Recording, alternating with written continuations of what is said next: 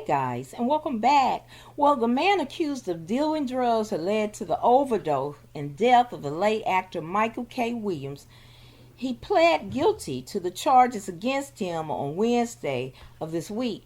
Now, Irvin Cartagena, 39, pleaded guilty to one count of narcotic conspiracy resulting in the death for allegedly selling drugs from August 2020 to January 2022. Now, records with the New York Southern District Court shows. Now, according to the New York police, Cartagena was a member of a drug trafficking organization that frequents South 3rd Street in Brooklyn and often sold heroin laced with fentanyl, which he sold to Michael Williams, 54, and he OD'd on it. Now, they've got this guy on surveillance video, and a license plate reader record showed that Michael Williams drove to South 3rd Street and performed a hand-to-hand exchange with Cartagena the day before his death. Now, a New York police detective said on several occasions an undercover police officer bought drugs for Cartagena on South 3rd Street, and the product packaging displayed various logos, including Gatorade, IKEA, and AAA Insurance. Yeah, this guy is putting a logo on his dope. Now, according to the complaint, when Michael Williams was found unresponsive in his apartment in September of 2021, police also found a paper bag with the AAA logo.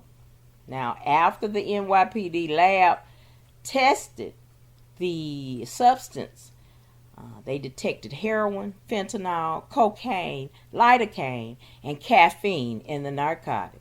Now, despite knowing that this killed Michael Williams, they went on and continued to sell the fentanyl-laced heroin in broad open daylight amidst residential apartment buildings. Now, Williams was raised in East Flatbush section of Brooklyn, and he was best known for his role as Omar Little on The Wire, HBO hit series in the 2000s that depicted the underworld of drugs and crime in Baltimore.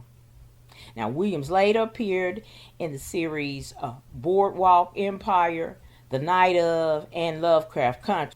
Now, over his career, he earned 5 Emmy nominations, and Williams was open about his personal struggle with drug addiction. You know, it's just ironic to know that he played that part in The Wire about drugs and, you know, his personal struggle with drug addiction. Wow.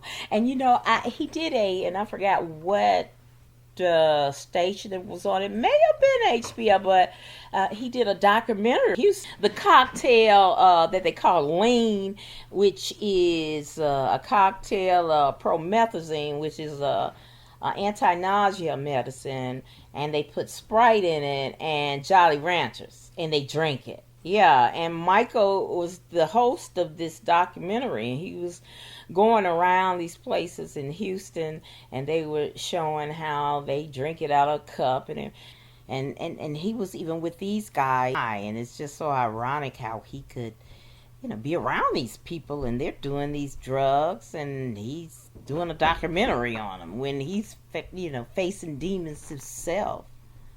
Yeah, I tell you. And then what makes it so bad, these people who are addicted to this heroin, when they see that someone has died over it, that's why these people continue to sell it, because that's a hot product. Once they find someone who has died over a heroin overdose, hey, they want that because they feel like, oh, that's potent, I want that, you know. That's why they keep on selling it, because, and it just boggles my mind. Why would you want something you see it has killed this person, but you want it? That's that, you know, they say, oh, that's some good shit, it kills. And you know, months before he was found dead of his heroin overdose, he went on Tamron Hall and sought mental health treatments after wrapping up his Emmy-nominated performance in Lovecraft Country. I remember he said, I just started therapy, and really taking that seriously and starting to unpack, like you said, the critics in my head and what and how that has affected my actions, my responses to certain situations, my relationships, he said. Yeah, it was a very new process for me. Now, Williams, who was promoting the movie Body Brokers about a crooked drug treatment center in LA, said filming it, quite frankly, made me sick to my stomach and brought back memories of watching TV commercials for swanky rehab facilities when I was crying myself to sleep and listening to BB and CC Winans. Now, Williams also called his supporting role in the movie a perfect example of how people often think that when a person puts down the drugs or the alcohol, that all the problems go away. That couldn't be further from the truth, he said. And these words that he said was just chilling. He said, drugs and alcohol are not the problem. They're merely symptoms of the problem. And once those things go away, the real work begins, working on all the character defects, the moral compass, the skewed moral compass. Those are things that's needed to be addressed. Those are the reasons we get high in the first place, and our inability to deal with life on life's terms. He went on to say in an interview with Men's Health, a magazine, that October before his death, he said, self-medicating as a teen and attempting suicide at 17.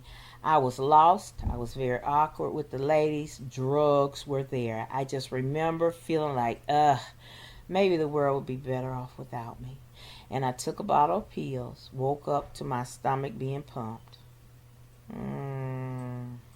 Well, I hope his family finds some consolation and closure having the person who sold him those drugs locked up, and knowing that he can't, but they're saying that this guy may get anywhere from 5 to 40 years. So I wouldn't say that he'll be locked up, he can't do it again, because what if he get 5 years? He'll be back out on the streets. So but I hope, I'll keep their family still in my prayers, and I hope they find some closure. That's it for me, guys. And thank you so very much for watching my video. I hope that you will like, share, and subscribe to my channel. And as always, important, be blessed, y'all.